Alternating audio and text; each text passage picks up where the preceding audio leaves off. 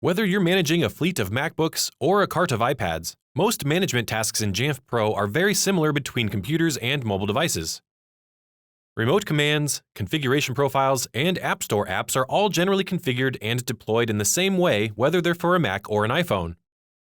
However, computers enrolled in Jamf Pro have access to a special management action called a policy.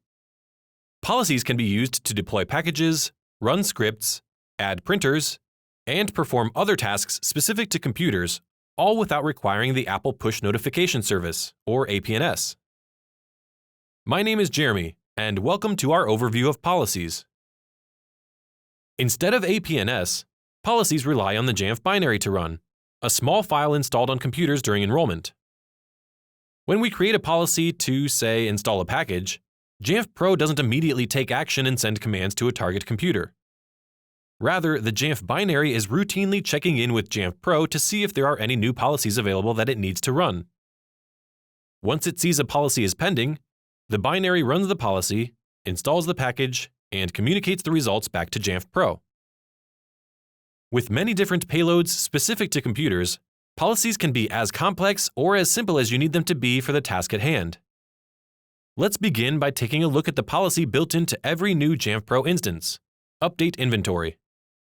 Unlike mobile devices, whose inventory collection frequency is configured in Settings, computers submit inventory by means of a policy. Navigate to Computers and Policies, and locate the Update Inventory policy. Click the disclosure arrow to the left of the policy name, and we have some information available at a glance: the 4 key components required for every policy. First is what we are planning to accomplish. In this case, the policy executes a command to update a computer's inventory record. Next is how often the policy should run, referred to as the execution frequency. We'll take a look at our options for execution frequency in a moment, but note this policy is scheduled to run once every week. After running successfully, the policy does not run again until 7 days have passed. Then we have when the policy should run, referred to as the trigger. The trigger is one or more events that initiate a policy.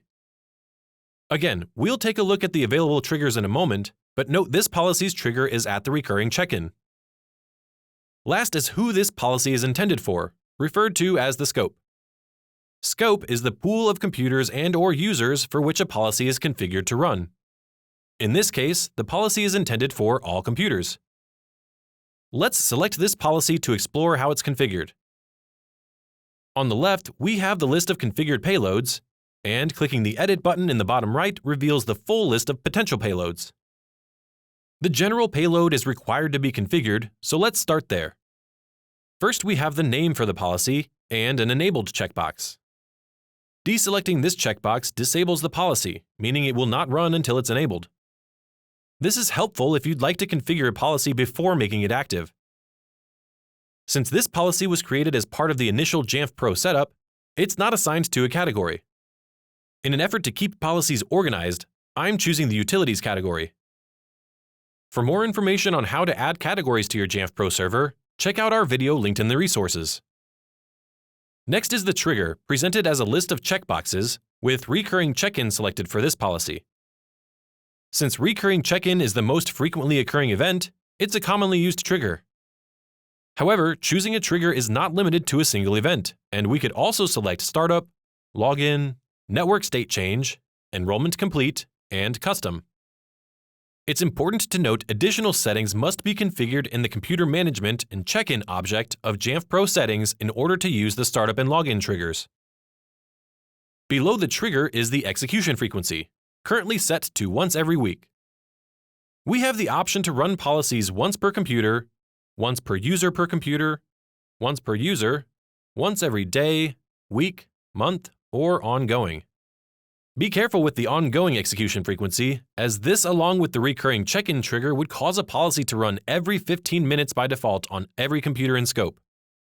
In fact, Jamf Pro automatically disables policies that install a package, are scoped to all computers or users, and have a recurring check-in trigger with an ongoing execution frequency. The ongoing execution frequency is typically used for policies made available in self-service. Back in the list of payloads, we can see policies can be configured to install packages, run scripts, add printers, and more. This policy has the maintenance payload configured with the Update Inventory checkbox selected.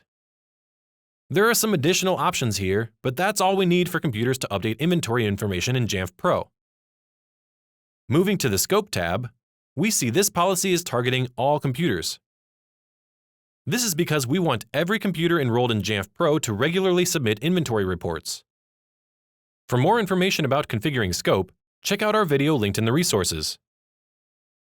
Policies can be configured to run automatically at the next trigger event, made available in self-service, where a user acts as the trigger, or both.